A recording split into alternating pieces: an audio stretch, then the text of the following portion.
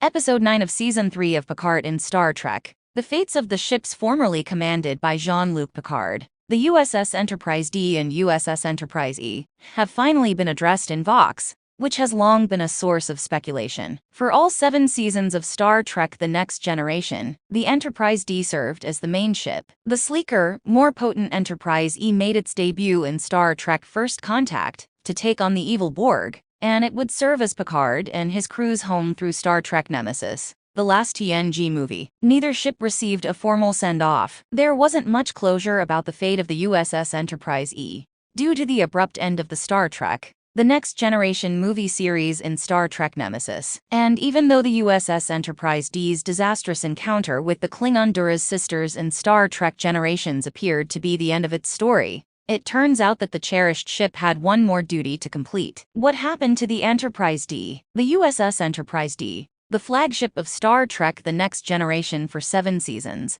made the transition to the big screen in Star Trek Generations. The ship suffered serious damage in a battle with the Klingon Dura's sisters. Therefore, the promotion would only last a short time. Even though the Enterprise D ultimately defeated the Klingons, the battle left it severely damaged. A warp core rupture decimated the drive part, while the saucer portion crash-landed on the uninhabited planet Viridian 3.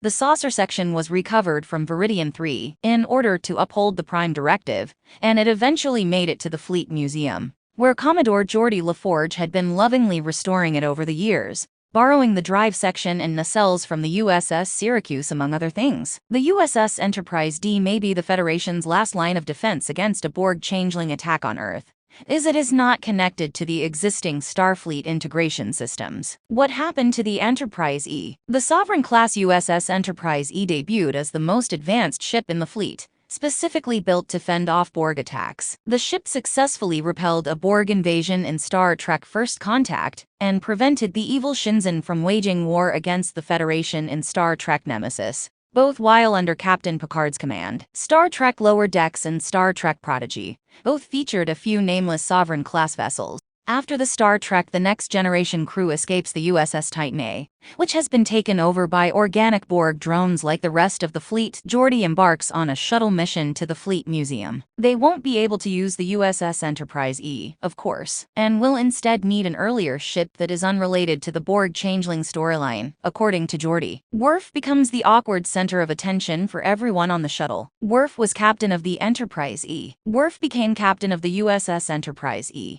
after Picard was promoted to admiral and left the ship, as had been long implied by unofficial tie-in materials and stories, as revealed in Star Trek Picard. Worf's decision to save Lieutenant Commander Jadzia Dax, at the expense of a crucial mission, was hinted at in the Star Trek Deep Space Nine episode, Change of Heart, as a potential barrier to his promotion to captain, although he appears to have gotten past it. Worf's command, however, evidently didn't go well. All of the crew members turn awkwardly to Worf as Geordi states that they won't be able to use the USS Enterprise E. Worf sternly replies, "That was not my fault," clearly revealing some type of misfortune befell the ship under his command. While the Enterprise E is the more powerful ship, it was never as recognizable as the cherished USS Enterprise D. Nonetheless, it's an amusing scene and a wonderful way to avoid the subject. On the way to its devastating conclusion with the Borg and changelings, it's beautiful of Star Trek Picard to address some long-standing questions. Let us know what you